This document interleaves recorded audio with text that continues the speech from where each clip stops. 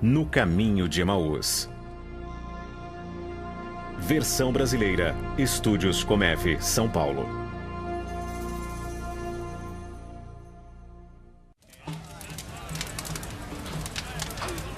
Era um domingo à tarde, por volta de 2000 anos atrás. Todos só comentavam os eventos dos últimos dias. Um novo e controverso líder fora condenado à morte pelas autoridades e ninguém mais tinha certeza do que iria acontecer. Dois homens, amigos deste líder, estavam especialmente confusos.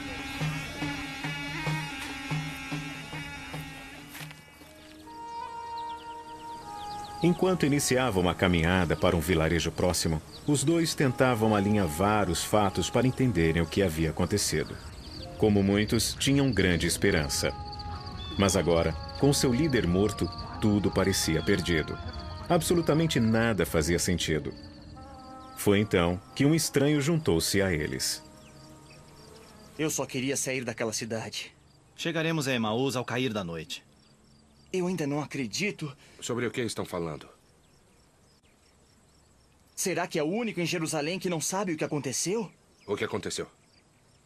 Eles o mataram. Foi executado na sexta. Quem foi? Realmente não soube? Um criminoso? Que crimes ele cometeu? Não. Ele era totalmente inocente. Na verdade, Conte ele dos milagres. tinha o poder de curar pessoas.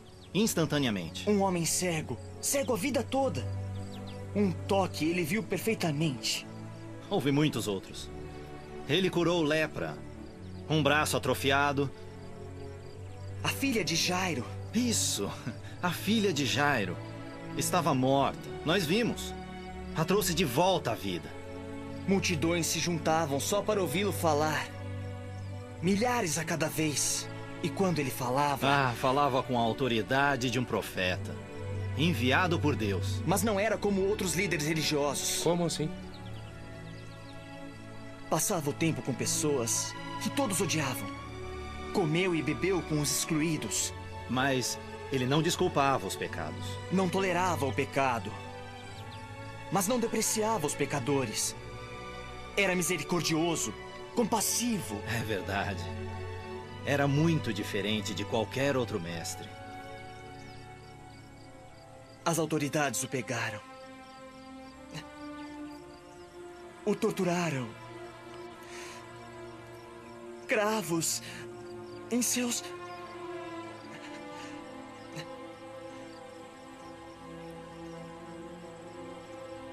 No Gólgota.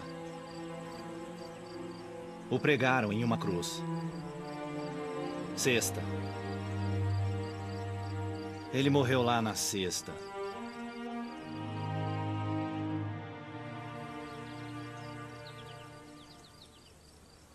Se ele fez tantas coisas boas, por que foi executado?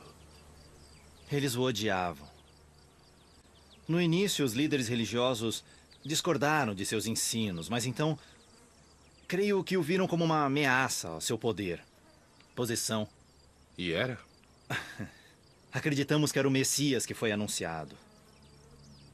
Ele seria o rei pelo qual nossa nação estava esperando. Pusemos nossa esperança nele. Achamos que nos salvaria. Este homem, qual era seu nome? Jesus. Jesus de Nazaré.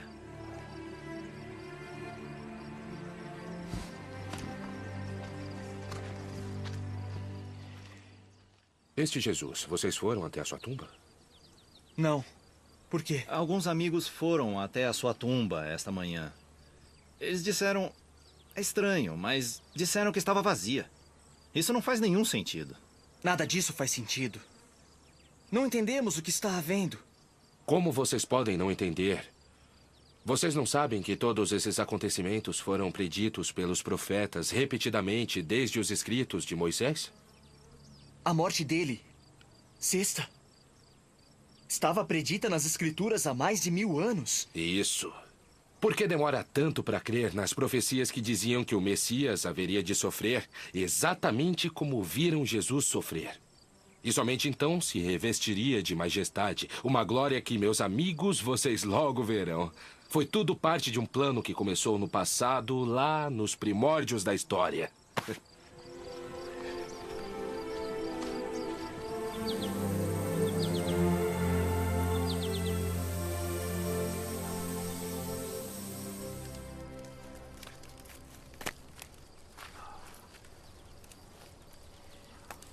Então, está dizendo que a morte de Jesus é o cumprimento de uma antiga profecia.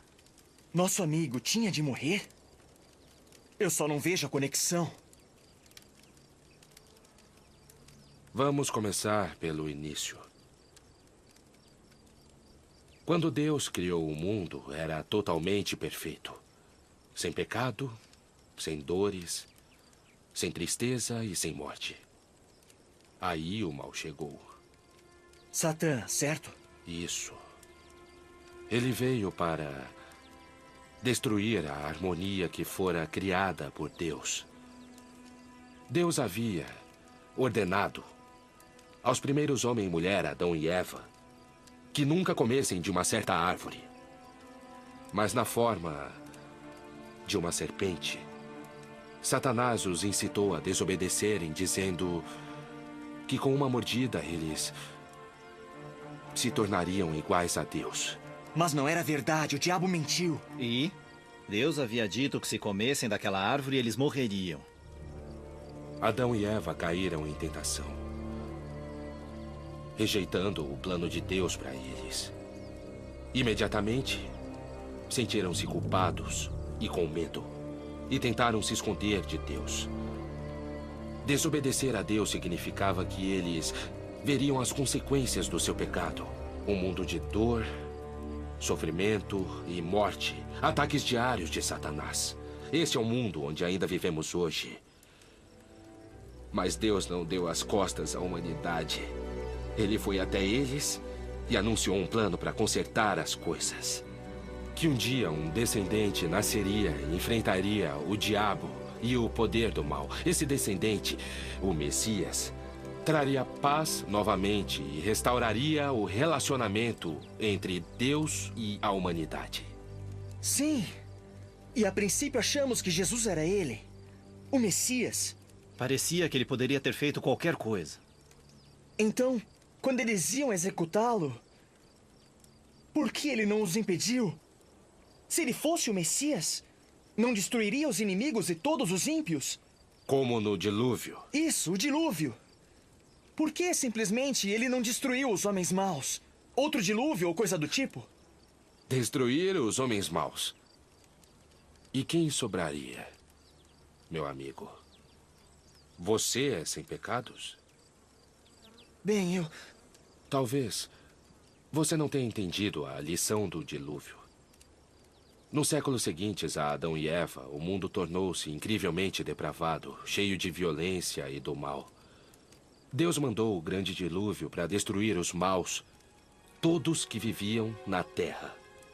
Exceto um pequeno grupo, a família de Noé, que sobreviveu numa grande arca. Quando o dilúvio cessou, Deus criou o arco-íris. Lembra-se por quê? Claro, para lembrar às futuras gerações que Deus sempre os protegeria. Verdade. Mas o dilúvio foi também um aviso. Deus é paciente. Mas eventualmente sua paciência pode se acabar, como aconteceu com o povo do tempo de Noé. Haverá o dia do julgamento. Cada pessoa um dia verá a Deus e responderá por seus pecados. Mesmo os homens corretos, como Noé? Mesmo o mais correto dos homens é capaz do mal. Ao pecado, revolta contra Deus, que jaz no fundo de todo o coração.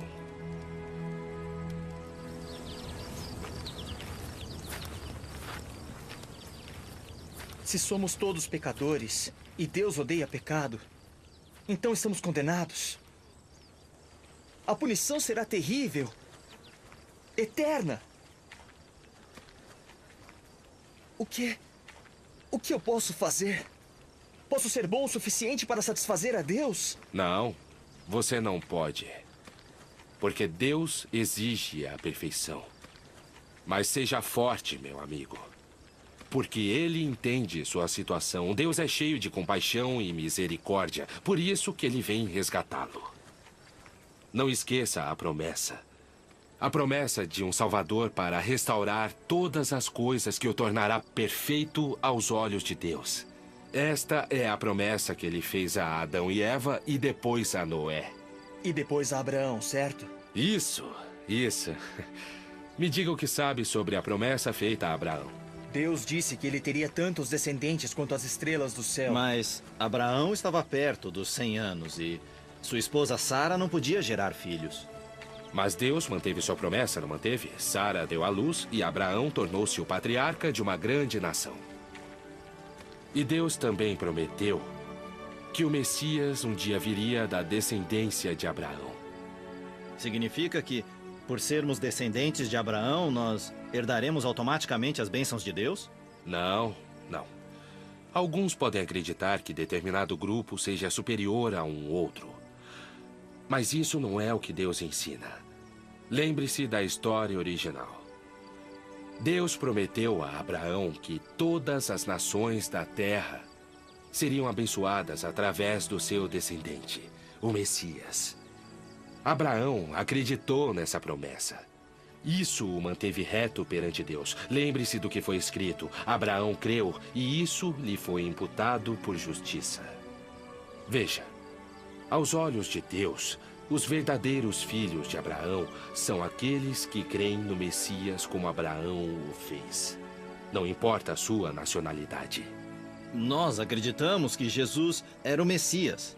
Mas se ele era... Por que não nos libertou dos nossos inimigos? Ah! Vocês esperavam o Messias, mas como Moisés. É isso. No tempo de Moisés, o povo foi escravizado pelos egípcios. Agora temos a tirania dos romanos. Sim, há algumas semelhanças. Lembrem-se da história toda.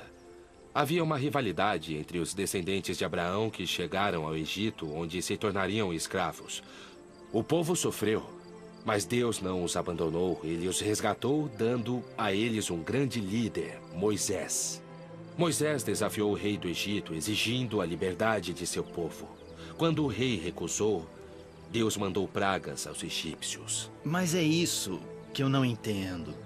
Moisés era um grande líder, lutou contra os opressores. Mas Jesus, ele nem revidava. É verdade, não lutou. Assim como o inocente, digamos, cordeiro. Ah, entendo. A última praga. Isso tem a ver com Jesus. Eu não entendi. Qual foi a última praga contra os egípcios? Bem, a morte viria para cada primogênito daquele lugar, exceto para quem matasse um cordeiro e com seu sangue pintassem os batentes das portas. Exatamente. Deus estava demonstrando que o sacrifício de um inocente poderia livrar da morte. Por isso, relembramos todo ano. A celebração da Páscoa. Isso. Está dizendo que a Páscoa, que celebramos desde o tempo de Moisés, aponta para Jesus. Entendi. Talvez isso explique aquela noite. Estávamos sentados com Jesus para a Páscoa. Ele partiu o pão e disse, isto é o meu corpo. Serviu vinho e disse, este é o sangue do meu pacto. Talvez o que Jesus dizia é que na Páscoa não devíamos apenas nos lembrar do sangue do cordeiro, mas também enxergar o sangue do Messias. Isso.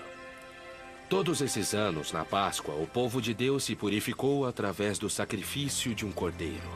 O que aprendiam? Que sem haver derramamento de sangue, não há perdão para os pecados.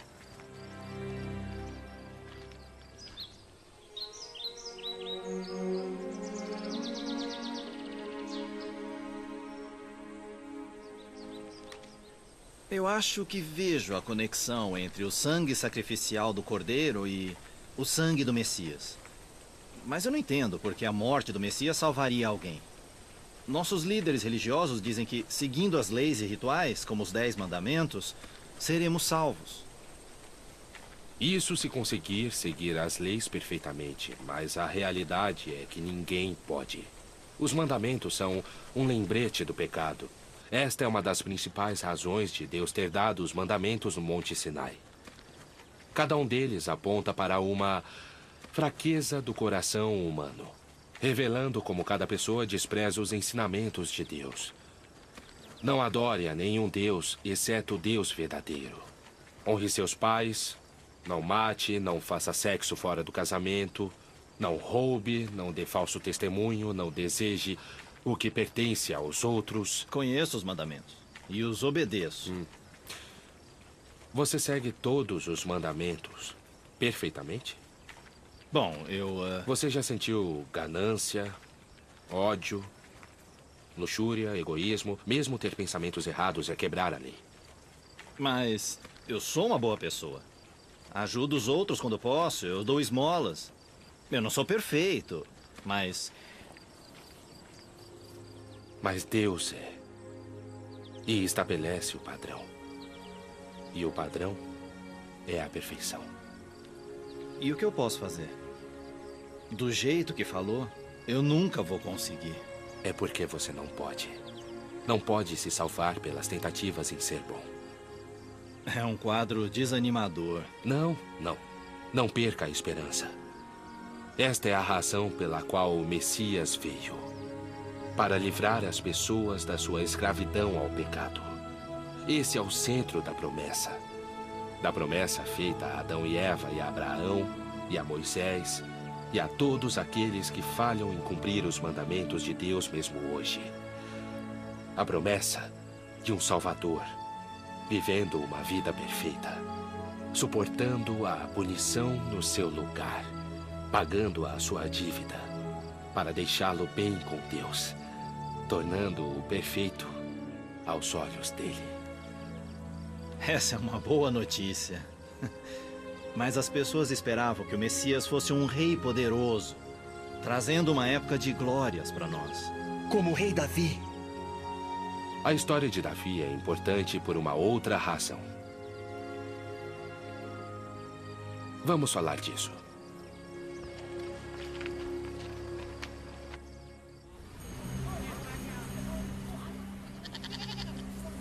Muito depois de Moisés, Davi subiu ao trono com tremendo poder e riqueza. Ele foi um grande líder, um herói militar.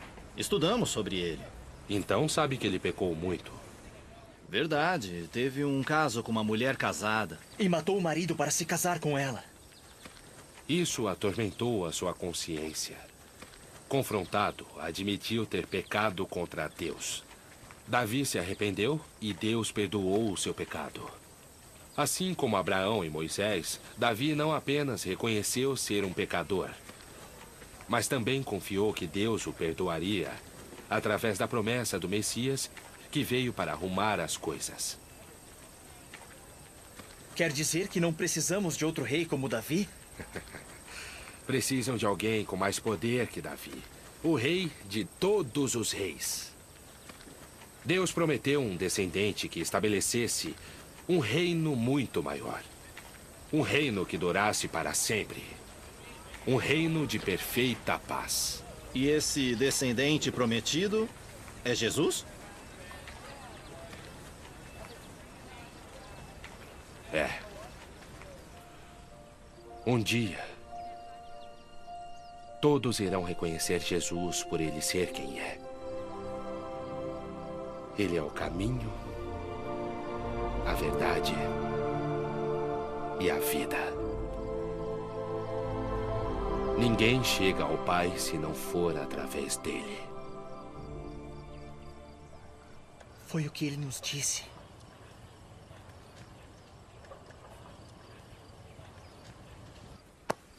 Espere. Onde está indo? Está tarde. A minha casa é aqui. Por favor. Fique conosco e fale mais.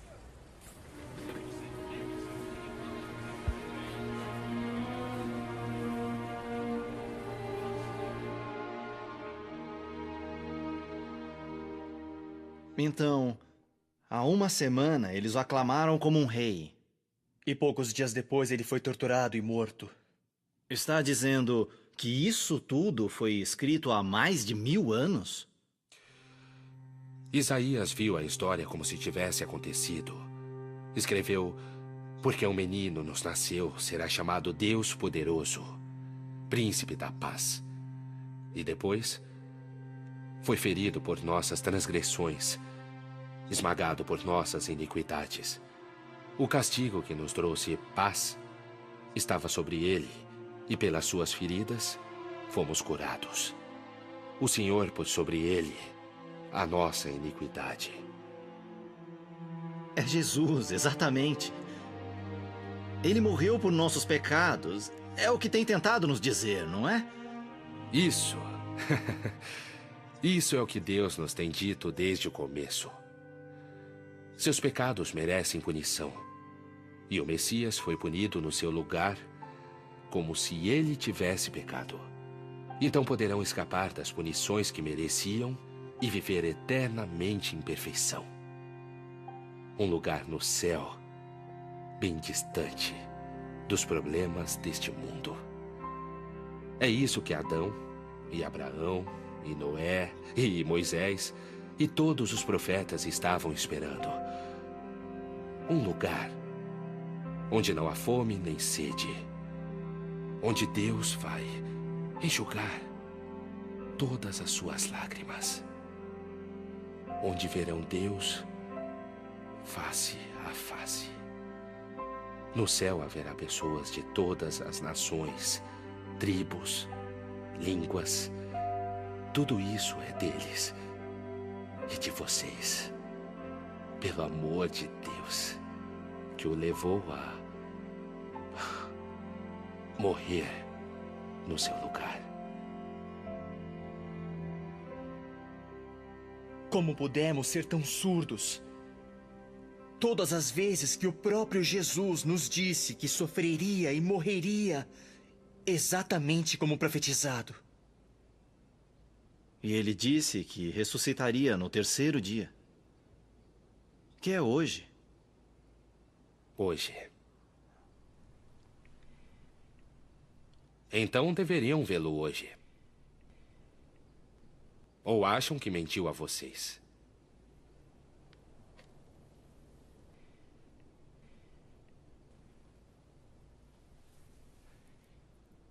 Baruch Atai Adonai, Eloheinu Melech Haolam. Assim como Abraão, Isaque e Jacó foram abençoados, ó Senhor, Rei do Universo, abençoe este alimento.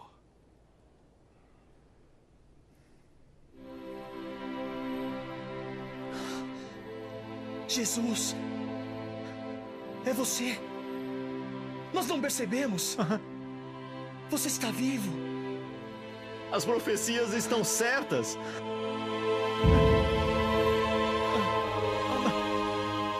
Temos que contar aos outros. Sim.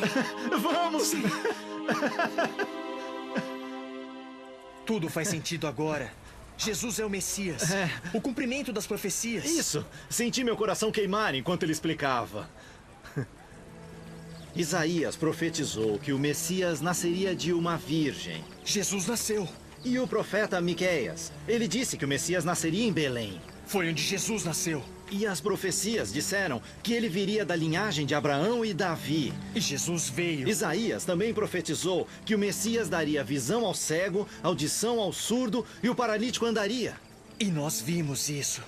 Até ressuscitou um morto. E se lembra, há 3 anos, quando seu primo... João. Isso, João, apontou para Jesus e disse: Eis o Cordeiro de Deus, Cordeiro que tira o pecado do mundo. Dizia que Jesus é o cumprimento do Cordeiro sacrificial, dos dias de Moisés, cujo sangue foi derramado por nós. E lembre-se que no julgamento de Jesus, perguntaram se ele era o Messias.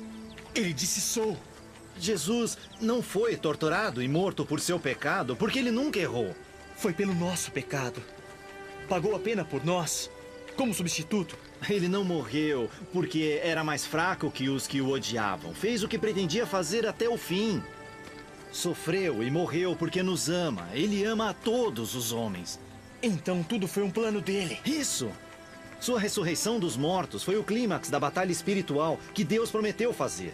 Ele esmagou o poder de Satanás, assim como prometera a Adão e Eva. A batalha acabou. Estamos livres, perdoados. Quites com Deus agora.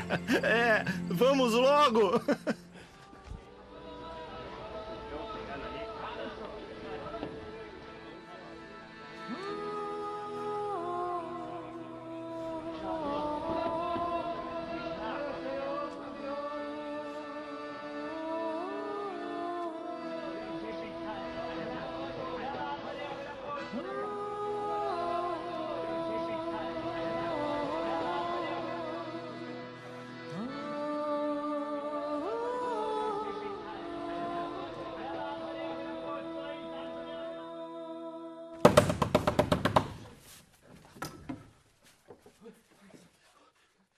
Nós o vimos. Quem? Jesus! Ressuscitou dos mortos! Ele esteve em nossa casa. Onde? Partiu o pão. E de repente o reconhecemos.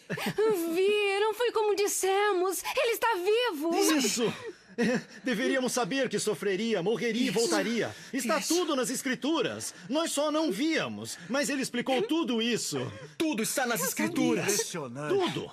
Estou te Nossa dizendo. própria casa. Nós jantamos com ele. Sim. Ele partiu o pão. Então abriu nossos olhos. Meus amigos, ele está vivo. Ele veio à nossa casa, partiu o pão. Eu estou dizendo, ele estava lá. Sim.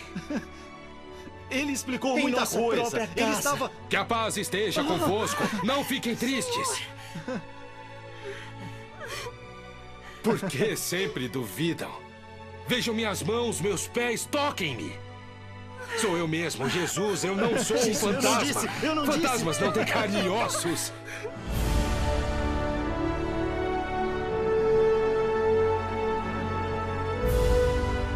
Tudo o que eu lhes disse antes termina assim.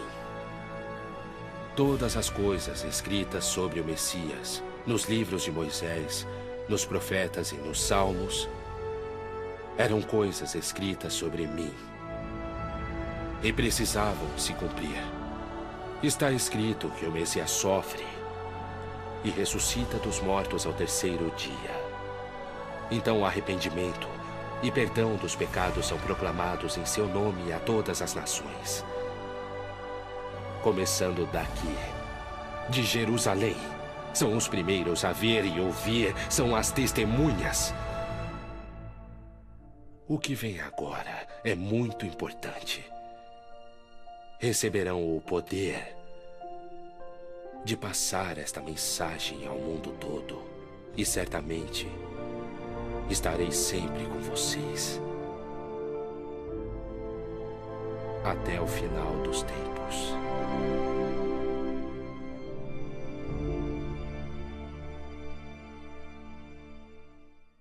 Nisto consiste o amor.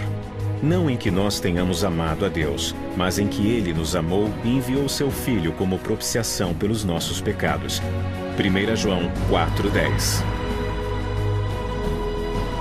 Versão brasileira. Estúdios Comeve, São Paulo.